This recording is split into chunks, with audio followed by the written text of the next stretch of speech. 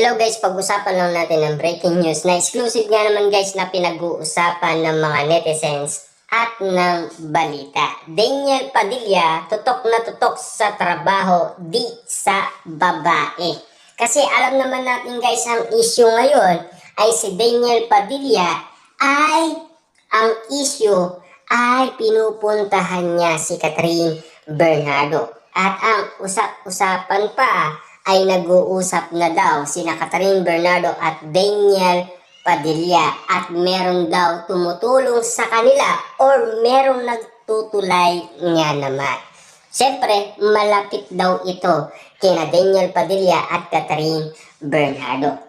Siyempre, sa pag-amin nga naman kasi guys ni Carla Estrada, ito nga naman kasi guys ang ganap dahil alam naman natin guys napakahusay ng pinakita ni Daniel Padilla sa incognito. Kaya nga naman guys, pinaganda ni Daniel Padilla ang kanyang eksena na kaganapan sa incognito. Hanggang ngayon guys, pinatunayan pa rin ni Daniel Padilla ang kanyang usay sa kanyang karakter na Andres sa incognito. At ang sabi nga naman guys ng balita, isang malapit sa mag-inang Carla Estrada at Daniel Padilla ang tinanong namin kung may bago na bang babae sa buhay ng ex-boyfriend ni Catherine Bernardo. Wala ang mabilis na sagot nito sa amin. Grabe nga naman guys pero meron tayong napapabalitaan noon na si Daniel Padilla ay pinopormahan daw ang isang mayaman na babae. Siyempre, naging issue yan guys sa lahat ng social media at pinag-usapan si Daniel Padilla noon, diba? At siyempre, meron pa daw ebidensya at proof na talagang kitang-kita kung si Daniel Padilla nga ba talaga ang kasama ng mayaman na babae. Siyempre guys, alam naman natin, mabilis kumalat ang balita at lalong-lalo na mabilis kumalat ang issue at intriga kapag yan ay pinag-usapan at pinagkaguluhan at pinagpiestaan ng mga netizens. Siyempre guys, alam naman natin kung maniniwala ang karamihan. Siyempre gusto nila mag-explain si Daniel Padilla at kumpirmahin kung may katotohanan. Kung matatandaan ninyo, ikinasal ang kapatid ni Daniel Padilla sa isang mayor na alam naman natin anak daw ni mayor. Kaya nga naman daw pinili ng pamilyang Estrada si Mayor dahil napapalapit ang loob ni Daniel Padilla sa kanyang anak. Busy rin daw kasi ang panganay na anak ni Carla sa mga negosyo at malapit na rin itong magsimulang mag-taping para sa bagong serye ng ABS-CBN Studio kung saan makakasama nito sina Richard Gutierrez, Ian Enrique Hill. Sabi pa ng source namin, panay na ang meeting ni Daniel sa mga taga-Star Creative TV na namamahala sa new serye nila nina Richard, Ian at Enrique.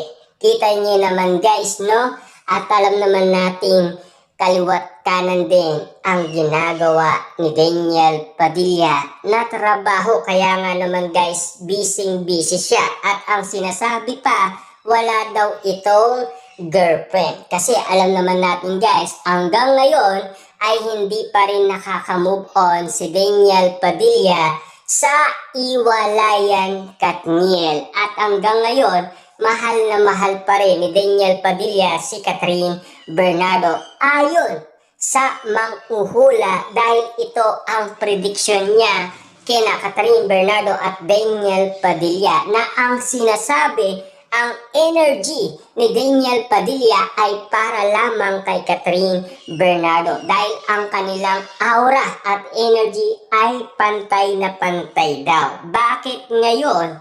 Nagkakaroon nga naman kasi ng issue na nag-uusap na ang dating magkaiwalay na magkasintaan na sina Daniel Padilla at Catherine Bernardo. Pero meron pa rin tayong napapabalitaan na isang manghuhula at ang kanyang sinasabi puro negative daw ang matatanggap ni Daniel Padilla kay Catherine Bernardo.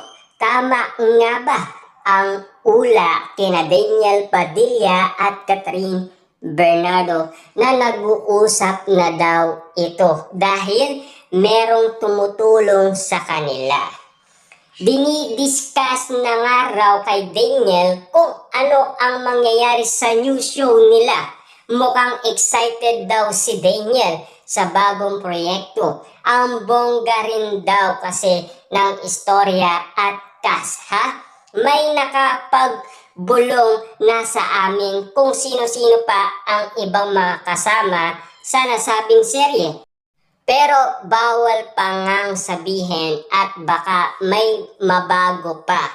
Sobrang laki nga raw ng budget ng seryeng iyon. Na alam naman natin guys, after Palawan, pumunta sila sa Italy.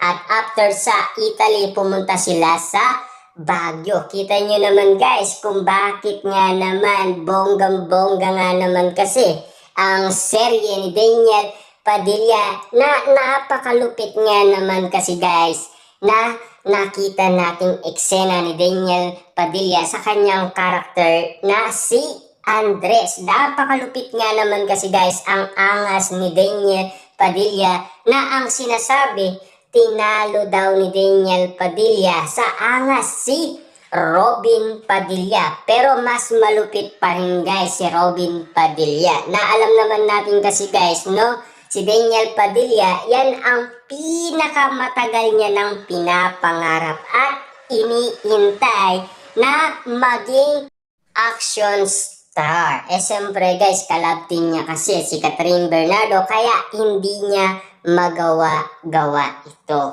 Anyway, mukhang hindi nga talaga nagmamadali si Daniel na pumasok sa isang bagong relasyon. Busy nga rin kasi siya sa mga bagong negosyo. So, yung mga pilit na inililing kay Daniel, ano kaya yun? Diba? Grabe naman sila.